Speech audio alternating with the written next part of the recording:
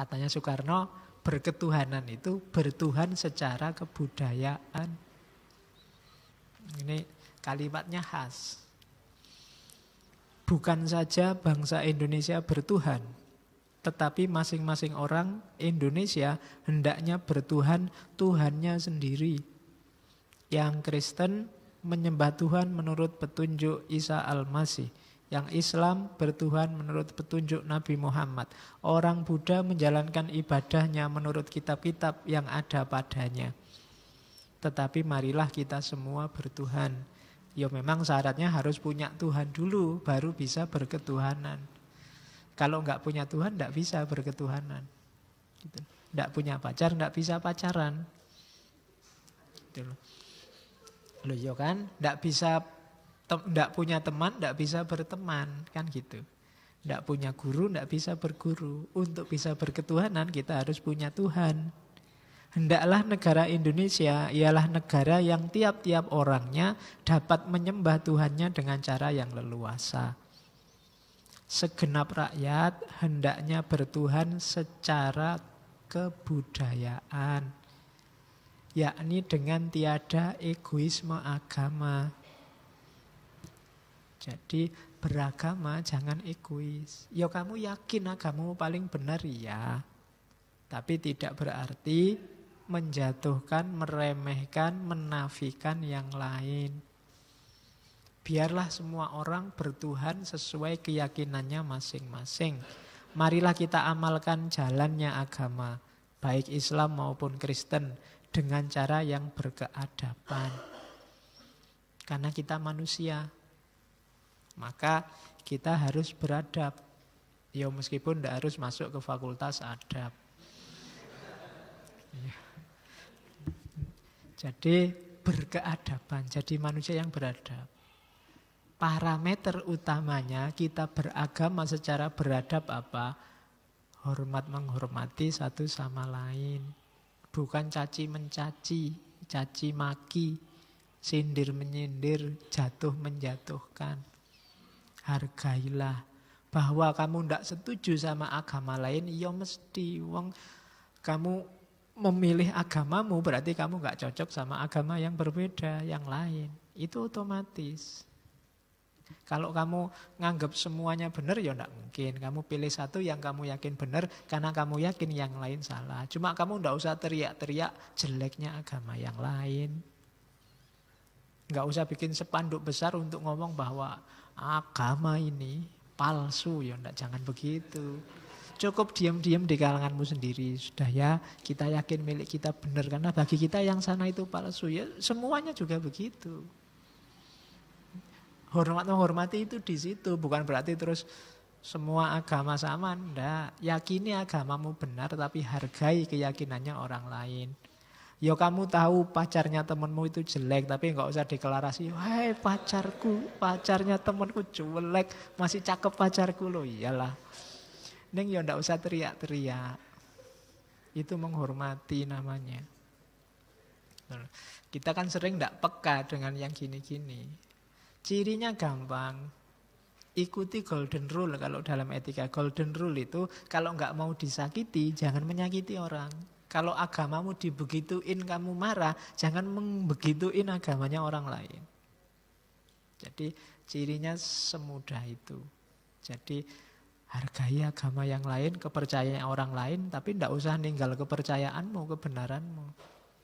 Tetap kamu yakin agamamu paling benar, tapi biarlah orang dengan keyakinannya. Ini sebenarnya sederhana, sejak kamu SD diajari. Cuma begitu besar lupa. Kenapa? Kepentinganmu banyak, egonya semakin lama semakin besar. Oke. Jadi di awal Indonesia berdiri itu pidato BPUPKI ketika Pak Karno menjelaskan prinsip ketuhanan. Sudah diingatkan oleh Pak Karno, kita bertuhan secara kebudayaan. Jadilah manusia yang berbudaya, yang beradab. Ya, meskipun hari ini banyak orang lupa dengan budayanya. Agama itu butuh wadah, namanya budaya. Tidak usah kamu debat beda Pak agama sama budaya, iya beda. objek materialnya. Tapi dari segi relasinya, agama butuh budaya untuk mengekspresikan keimanannya. Kita harus beramal soleh. Amal soleh itu kan butuh realitas, kehidupan sosial, kehidupan politik. Di situ kita mewujudkan ajaran agama kita. Kita butuh budaya. Sholat itu kan juga butuh budaya. Budaya itu kan produk cita, rasa, karsanya manusia. Sholat harus nutup aurat, kan kamu butuh baju. Baju ini kan produk budayanya manusia. Kamu wiritan butuh tasbih, itu kan juga produk budayanya manusia. Pakai kopiah itu juga produk budayanya manusia. Agama butuh wadah namanya budaya. Jadi tidak usah anti budaya. Saya Pak lebih milih agama daripada budaya. Loh iya memang kamu begitu. Cuma agamamu tidak jalan kalau nggak ada media namanya budaya. Wong kamu dakwah ya butuh mikrofon. Mikrofon itu budaya. Kamu ngamuk, pentungan. Ya kan membawa pentung itu. Loh pentunganmu itu produk budaya. Dan nggak usah dicari dalilnya. Mana dalilnya ada orang dakwah harus membawa pentungan. Tidak ada. Itu kan ijtihad budayamu sendiri. Untuk dakwah sambil ngamuk-ngamuk. Oke, loh contohnya begitu. Sholat juga, sajadah, tasbih, apalagi. Kamu butuh jubah, itu juga produknya budaya. Jenggot itu juga kan budaya. Yo orang Arab jenggotnya gampang tumbuh lah. Kalau kamu kan susah. Karena khas mungkin gennya agak jauh. Paling kamu yang keluar jenggot eceran 1-2 itu. Nggak bisa paketan langsung banyak gitu kan. Mesti cukurnya satu gitu kan. Kamu tunggu bertahun-tahun ya paling siji nggak tahu-tahu. Ya memang gen kita mungkin bukan gen yang rambutnya bisa tumbuh cepat. Jadi itu kan budaya juga. Mungkin di budaya tertentu orang itu harus klimis. Budaya yang lain harus. Sekarang kayak sinetron India itu kan semua aktornya berewokan. Beberapa waktu yang lalu klimis-klimis. Kalau yang Korea itu kan sukanya klimis-klimis. Jadi susah membedakan ini aktor apa aktris. Jadi mulus kabeh. Semuanya cakep itu. Nah, itu kan budaya juga. Gitu loh. Jadi agama butuh wadah itu. Jubah ya budaya, sarung ya budaya, celana juga budaya. Jadi maka kita berketuhanan butuh budaya. Kuncinya apa? Saling menghormati, jangan egois. Nah, ini rumus sebenarnya karena ini disinilah nanti Pancasila dimaknai pertama kali.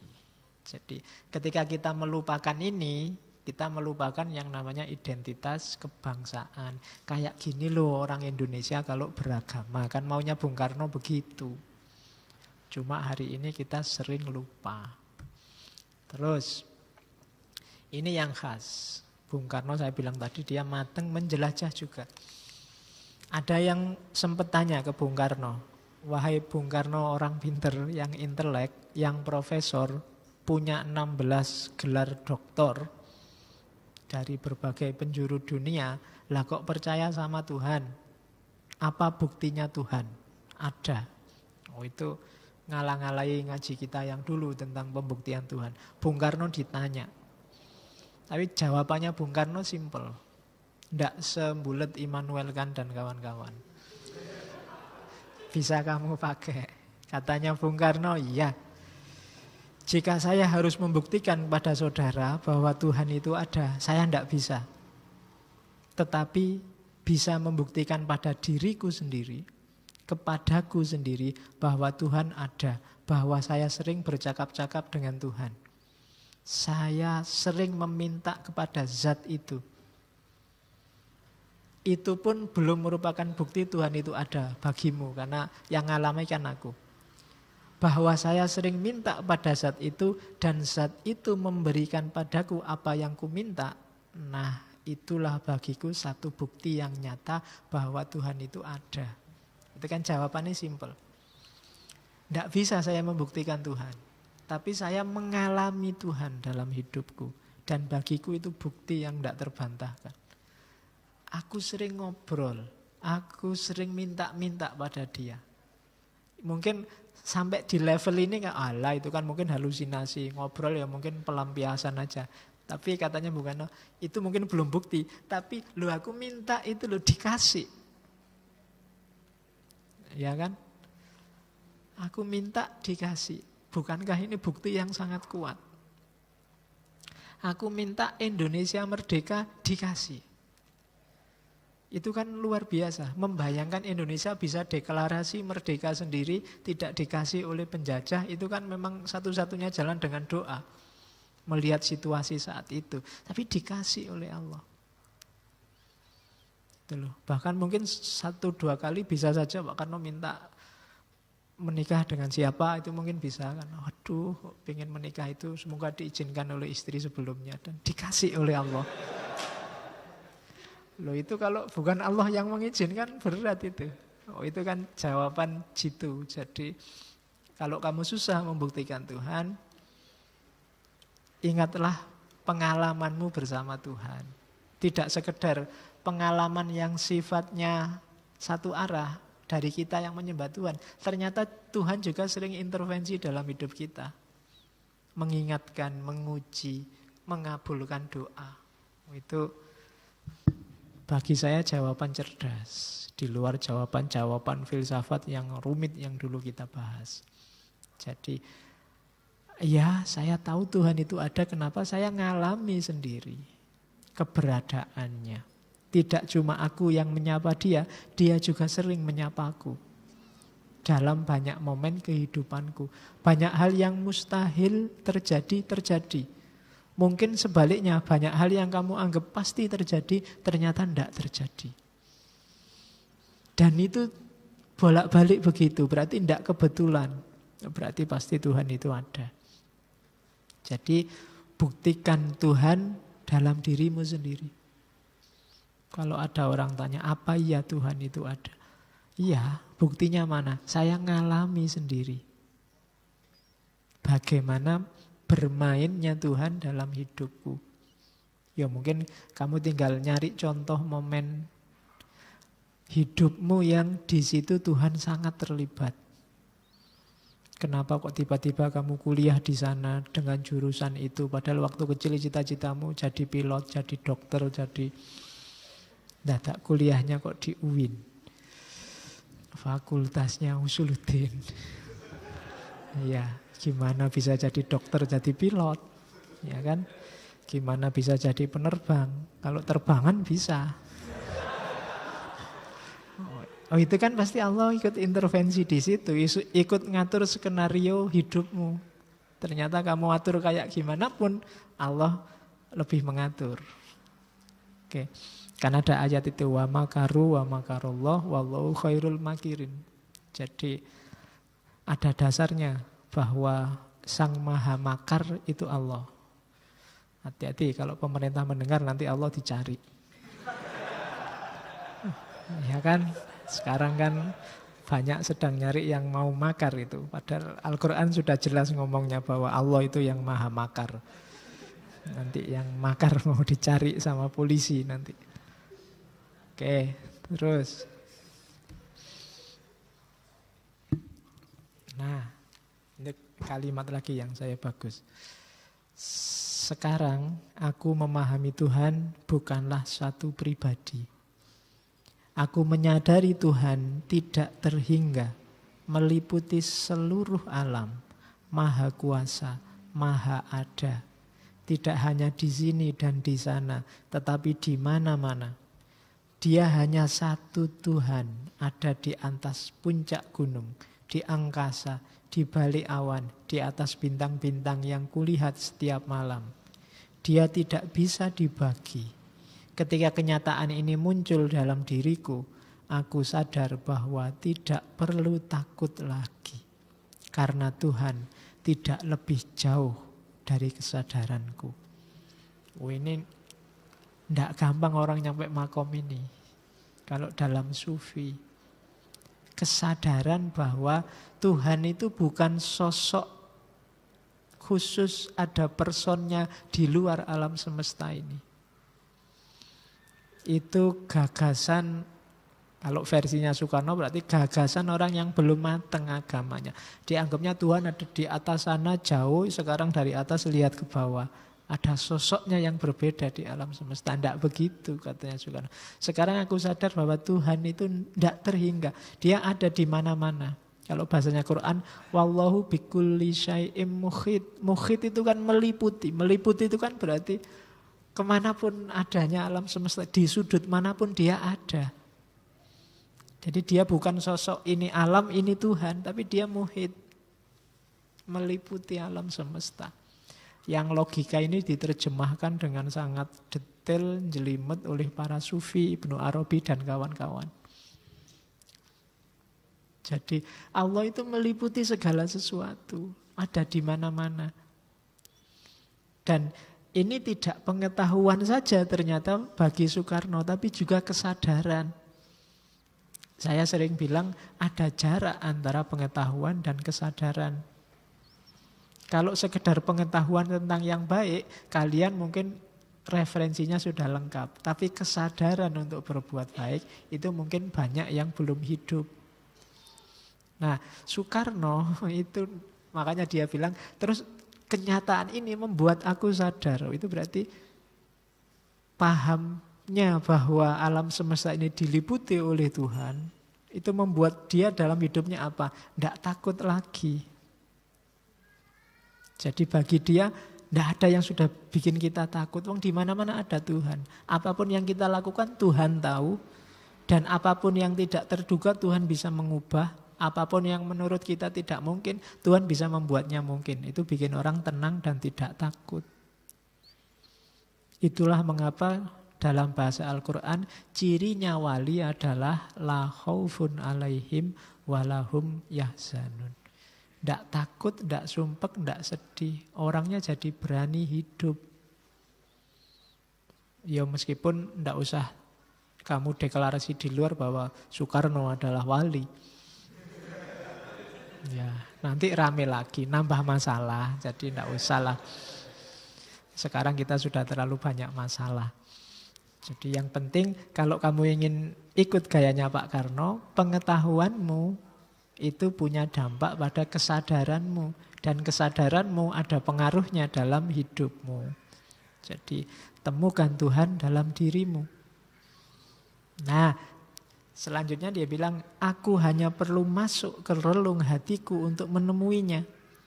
Aku sadar, aku selalu dilindunginya untuk mengerjakan sesuatu yang baik. Dan dialah yang memimpin setiap langkahku menuju kemerdekaan. Jadi,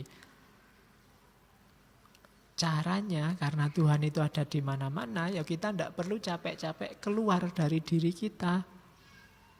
Diamlah, merenunglah, temui dia dalam dirimu sendiri. Karena dalam dirimu sendiri pasti ada. Wong dia meliputi segala sesuatu.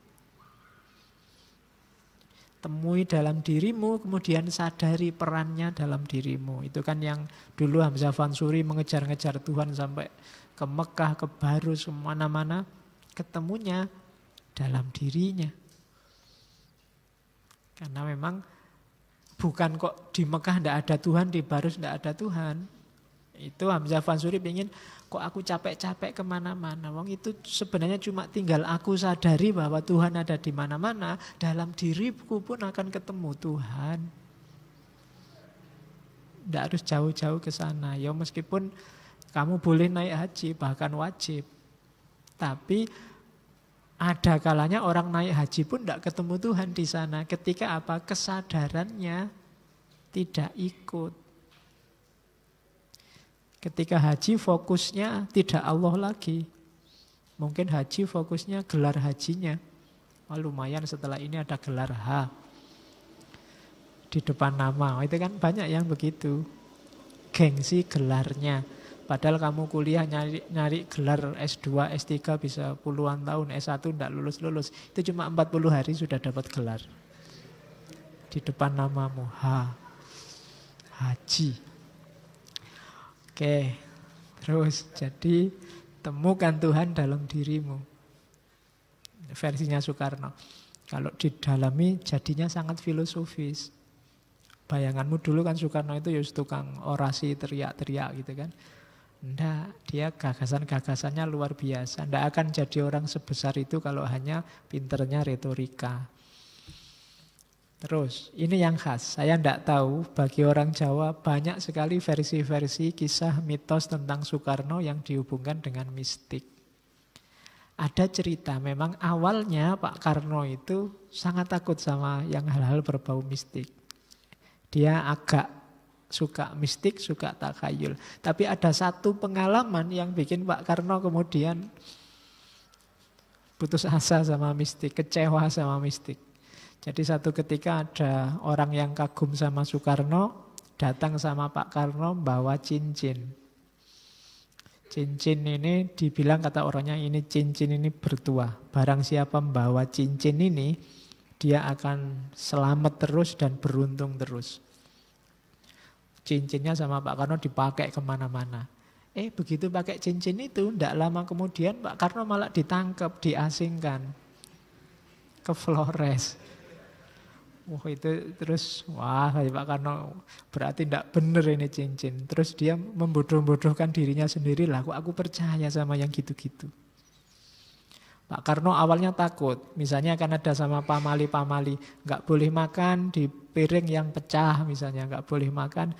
Saking dia kecewanya sama logika yang mistik tadi. Hal yang sama yang dikritik oleh Tan Malaka 2 minggu yang lalu. Maka tak jajal sekarang. Kalau bahasa orang Jawa jarak itu.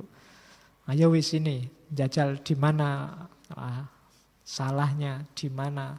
Tak tunjukkan kelirunya mistik, kelirunya tahayul. Tadi kan larangannya orang tidak boleh makan di piring retak misalnya itu kan. Karena akan mendatangkan bencana. Secara sengaja saat itu setelah peristiwa Flores itu Soekarno makan di piring yang pecah. Sebelum makan piringnya dipelototi. Terus dimaki-maki, dipisu-pisui sama Soekarno. Itu kalimatnya itu. Engkau benda mati, tidak bernyawa, tolol. Engkau tidak punya kekuasaan terhadap nasibku. Aku akan hadapi engkau. Sekarang aku memakai kamu untuk tempat makan. Itu piringnya diseneni. Piringnya dimaki-maki. Itu gayanya Soekarno. Bisa kalian tiru. Ya mungkin kalian misalnya, Pak saya takut Pak di kos-kosan itu kalau ke WC yang sana itu ngeri. Kalau tengah malam kamu datangi WC itu terus maki-makin. Engkau benda mati.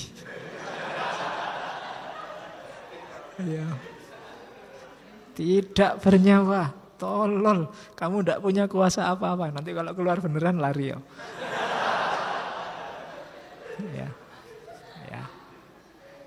Oke, iyalah kalau ada yang gawat-gawat ya lari saja. Oke, itu mistik. Jadi ya Pak Karno nanti lebih suka cara beragama berislam yang cenderung progresif, tidak mistik. Indonesia tidak akan merdeka kalau logikanya logika tahayul mistik. Jadi makanya banyak cerita-cerita tentang mistik berhubungan dengan Pak Karno itu sifatnya mitos. Mitos itu tidak usah disalahkan, kita tidak tahu aslinya. Cuma yang ini cerita dari Pak Karno sendiri. Jadi ketika dia akhirnya tidak percaya sama cincin yang dianggap bertuah. Katanya bertuah, tapi tidak lama setelah itu malah ditangkap. Sebelum pakai cincin malah aman-aman aja. Maka bagi dia terus, logika kayak gini enggak. Mistik itu kan semacam ini kan yang ditanamkan di batin kita ketakutan. Dan ketergantungan. Bahayanya di situ. Selain mengancam tadi, ketauhidan kita bahwa ada Allah loh meliputi hidup kita, juga bikin hidup tidak produktif. Tergantung pada benda, hidup serba dikejar ketakutan. Satu-satunya cara mengalahkan ketakutan apa? Hadapi. Nah, Pak Karno di antara cara menghadapinya tadi, piringnya dimaki-maki. Jadi kamu takut apa saja, hadapi. Ya nanti hasilnya tinggal dilihat. Pokoknya dihadapi saja. Karena kalau kamu nunggu lama-lama dalam ketakutanmu, kontraproduktif. Waktumu habis, energinya banyak terbuang. Syukur kamu hadapi urusan gagal, ya ganti acara, kan gitu aja. Kamu naksir, tidak berani ngomong-ngomong, takut ngomong kalau ditolak, takut mikirnya suwi lama, waktunya habis. Dia ditembak orang lain duluan. Sudah dihadapi aja, ya kamu ngomong aja dulu, ditolak, ya ganti acara, kan gitu aja. Tapi kan lebih nyaman hidupmu. Daripada dikejar ketakutan terus-menerus. Hadapi saja. Ya dalam banyak hal, dalam banyak contoh kasus, silahkan kamu cari sendiri yang menghambat dalam hidupmu yang sifatnya ketakutan. Mau bisnis takut gagal. Ya sudah bisnis saja. Kalau gagal kan nanti kelihatan. Kalau ternyata gagal, ya sudah berarti nggak bakat bisnis, kan gitu aja. Daripada kamu mikir bisnis enggak, terus waktumu habis untuk mempertimbangkan peluang bisnismu diambil orang lain. Nanti yang lain sukses kamu baru nyesel. Alah kok bukan aku ya dulu, kan mesti begitu. Apapun itu ketakutan lawanlah. Oke, mau ketemu dosennya aja takut. Ngadep enggak ya, tapi nanti gimana kalau kesuwen, ngadep aja, urusan dimarahi lah, urusan belakangan. Tapi kamu puas, urusanmu beres. Masalahnya jadi jelas. Tidak dikungkung oleh ketakutan-ketakutan yang tidak perlu. Contohnya dari modelnya Pak Karno tadi. Begitu dia tahu, keliru aku selama ini percaya pada tahayul. Ditantanglah langsung, bahkan dimaki-maki. Oke, terus baru setelah dia merasa matang, kokoh, terus terjadilah dialog-dialog, adu pendapat. Dia menuangkan gagasan-gagasannya tentang Islam di majalah-majalah, termasuk nanti yang dikompilasi di bawah bendera revolusi. Saya mencermati ada beberapa yang sangat dikritik oleh Pak Karno. Yang pertama, taklid. Tradisi ikut-ikutan tanpa tahu dasarnya. Katanya Pak Karno, taklid adalah salah satu sebab yang terbesar dari kemunduran Islam sekarang ini.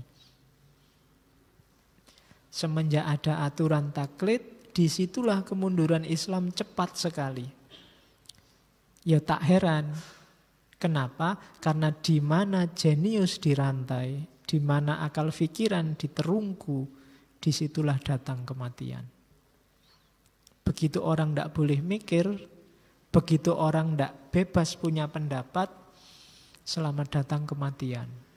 Kamu terbelenggu, kamu terpenjara. Kamu tidak bebas berpikir lagi, tidak bebas berpendapat lagi.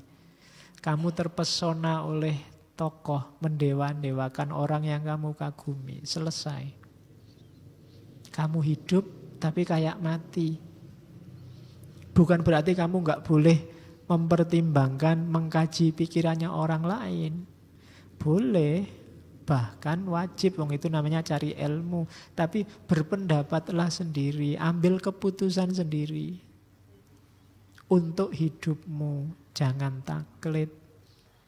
Katanya Pak Karno, saya sendiri sebagai seorang terpelajar, barulah mendapat lebih banyak penghargaan kepada Islam sesudah saya membaca buku-buku Islam modern dan saintifik.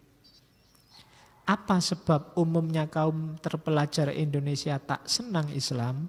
Sebagian besar ialah oleh karena Islam tak mau membarengi zaman. Karena salah orang-orang yang mempropagandakan Islam. Mereka kolot, mereka ortodok, mereka anti pengetahuan dan memang tidak berpengetahuan. Itu kalau ada orang hari ini ngomong kayak gini, besok dilaporkan polisi penistaan. Ya kan, kita hari ini kan begitu. Tahayul, jumud, menyuruh orang taklid saja, menyuruh orang percaya saja. Mesum, mbahnya mesum. Oh itu, ini kalimat ini gawat sekali hari ini.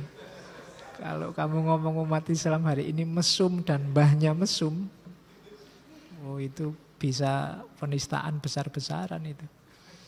Kamu anggap ustadz ternyata kawin lagi. Itu kan ujung-ujungnya kamu kagum luar biasa, ilmu agamanya tinggi. Akhirnya kesandung kawin lagi. Ada artis nyanyi lagu religius seolah-olah hanya Allah yang nomor satu, jatuhnya kawin lagi. Ulama besar kesandungnya urusan perempuan lagi. Oh itu sindirannya Soekarno luar biasa sampai hari ini mungkin masih relevan. Mesum mbahnya mesum. Tidak cuma mesumnya, sak mbah-mbahnya dibawa ke sini. Itu luar biasa sindirannya. Ternyata pikirannya tidak jauh-jauh dari Selangkangan dan sekitarnya. Oke, ya. Itu hati-hati. Biasanya cobaannya ustadz-ustadz itu. Makanya saya untung duduknya di sini. Kalau saya duduk di sana, khawatir aku. Ya. Sudah duduk di sini ditutupi salon lagi. Tidak kelihatan. Tego sekali takmirnya. Aku nonton ke sana tidak kelihatan. Oke, jadi mesum, mbahnya mesum. Oke, taklid sebenarnya. Kuncinya di situ. Bagi saya, anti taklidisme itu berarti bukan saja kembali pada Al-Quran dan hadis, tetapi kembali pada Quran dan hadis dengan mengendarai kendaraannya pengetahuan umum. Jadi, kalau umat Islam ingin maju, Al-Quran, hadis, dan ilmu pengetahuan umum bahasanya Soekarno. Harus ngerti fisika, matematika, biologi, dan kawan-kawan. Jangan gampang taklid. Kalau kita wawasannya luas, kita tidak akan mudah ketipu oleh ketokohan, kefiguran, keustatan. Kenapa kita mudah taklid? Karena ilmunya tidak nyampe, merasa diri lemah. Makanya Nurholis Majid itu punya teori taskhir. Teori taskhir itu manusia biar tauhidnya lebih sejati, dia harus bisa menaklukkan alam semesta. Untuk bisa menaklukkan alam semesta, dia butuh ilmu. Kenapa dulu nenek moyang kita nyembah laut, nyembah pohon, ngirim sajen ke laut? Karena merasa lemah di hadapan laut, di hadapan pohon. Untuk bisa ngerti, bisa menaklukkan laut, menaklukkan pohon, jalannya bukan ngasih sajen, tapi pahami ilmu kelautan, pahami ilmu tentang pepohonan. Baru kita bisa tidak terkungkung oleh pohon dan laut. Nah, itu kalau dalam agama namanya, kalau bahasanya Al-Quran kan wasakhara lakumul bahro dan lainnya. Istilah sakhor, taskhir, taklukkan. Kalau kita sudah bisa menaklukkan, kita tidak akan tergantung lagi, tidak akan takut lagi, tidak akan lemah lagi di hadapan yang bukan Allah. Ketika kita tidak lemah di hadapan yang bukan Allah, tauhid kita semakin jernih, semakin tinggi. Jadi makanya nambah ilmu itu penting. Dalam rangka apa? Biar tauhid kita semakin jernih, biar kita sadar bahwa satu-satunya yang pantas disandari hanya Allah. Tapi semakin kita tergantung pada yang bukan Allah, tauhid kita semakin susah untuk naik kelas. Jadi itu kritik pertama dari Soekarno. Umat Islam biasakan jangan taklid. Sekarang tidak cuma taklid, kita bikin berita bohong. Oh itu ngalang-ngalai taklid. Taklid itu mending ikut seseorang. Sekarang kita bikin kepalsuan yang memaksakan orang untuk percaya, dan kita paksa diri kita sendiri juga untuk percaya.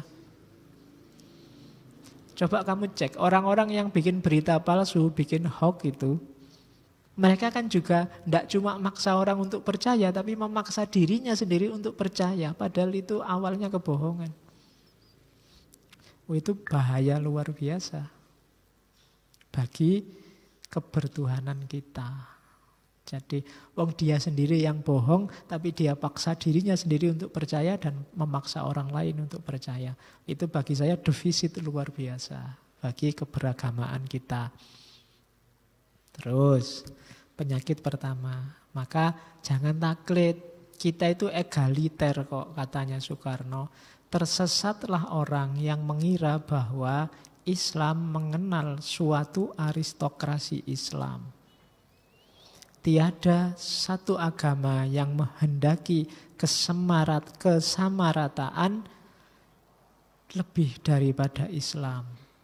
Pengeramatan manusia adalah salah satu sebab yang mematahkan jiwanya satu agama dan umat.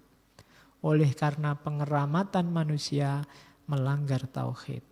Kalau tauhid rapuh, datanglah kebencanaan. Jadi ini yang ngomong Soekarno loh, bukan Ustadz loh. Kelasnya Soekarno aja paham bahwa satu-satunya agama yang tidak ada elit keagamaan itu adalah Islam. La rohbaniyata fil Islam. Tidak ada kerahiban dalam Islam. Tidak ada organisasi khusus aristokrat Islam yang menguasai kebenarannya Islam. Kebenarannya Islam milik semua umatnya. Ya mungkin ada yang lebih pintar, tapi tugasnya meminterkan, mengajarkan orang lain.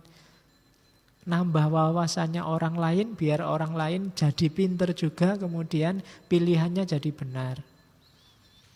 Jadi tidak ada beda level, yang ada beda fungsi. Beda level itu atas bawah. Kalau beda fungsi itu, kebetulan malam ini saya fungsinya ngajar untuk urusan filsafat. Tapi mungkin dalam konteks yang berbeda, kamu ngajari aku mungkin urusan caranya download video, caranya lihat gambar-gambar, caranya wawasanmu mungkin lebih luas. Ya, dibandingkan aku. Loh, kalau kamu kan lebih canggih, kamu diblokir kayak apa aja ngerti bobolan. Ya. Jadi itu kan beda fungsi. Kamu ngajari aku apa, aku ngajari kamu apa, kan begitu. Oke. Ya kalau urusan itu kamu lebih pengalaman lah. Ya, jadi enggak ada Menkominfo itu sudah ratusan ribu konten diblokir. Tapi mana bisa diblokir? Kamu kan selalu ngerti bobolannya. Oke, Menkominfo sendiri juga ngerti kalau itu dibobol. Tapi kan kalau dia ditanya, yang penting kan sudah tak blokir. Perkara bobol ya enggak apa-apa, nanti kita lihat bareng-bareng hasilnya. Oke, jadi kita enggak beda secara hierarkis. Kita beda peran, beda fungsi. Ya masing-masing, yang petani jatahnya garap sawah, yang pedagang jatahnya berdagang, yang ulama jatahnya menyebarkan ilmu, beda fungsi, bareng-bareng menjalankan tugas sebagai hamba Allah dan sebagai khalifatullah. Enggak boleh saling bergantung. Karena satu-satunya yang boleh digantungi hanya Allah. Allahus Somad. Islam itu egaliter. Kita itu sama levelnya, sama-sama makhluk. Sepinter-pinternya ulama kadang-kadang ya keliru. Sebodoh-bodohnya kita dalam hal tertentu kita punya kebenaran, punya ilmu. Khususnya yang di bidang kita. Maka saling berbagi pengetahuan. Jangan saling menjatuhkan. Yang petani jangan nganggap rendah pedagang. Karena kapan-kapan dia pasti butuh pedagang. Yang pedagang juga jangan merendahkan petani. Yang ulama jangan gegeran sama umarok. Yang umarok juga jangan merendahkan ulama. Masing-masing butuh peran dua-duanya loh. Kalau nggak ada pemerintah kita kacau balau. Nggak ada ulama kita nggak punya patokan moral. Nggak punya tambahan wawasan keagamaan untuk hidup yang lebih baik. Nah, jadi jangan taklid. Kita egaliter. Kita saling memberdayakan. Itu maunya Soekarno. Terus problem Muslim Indonesia yang ketiga.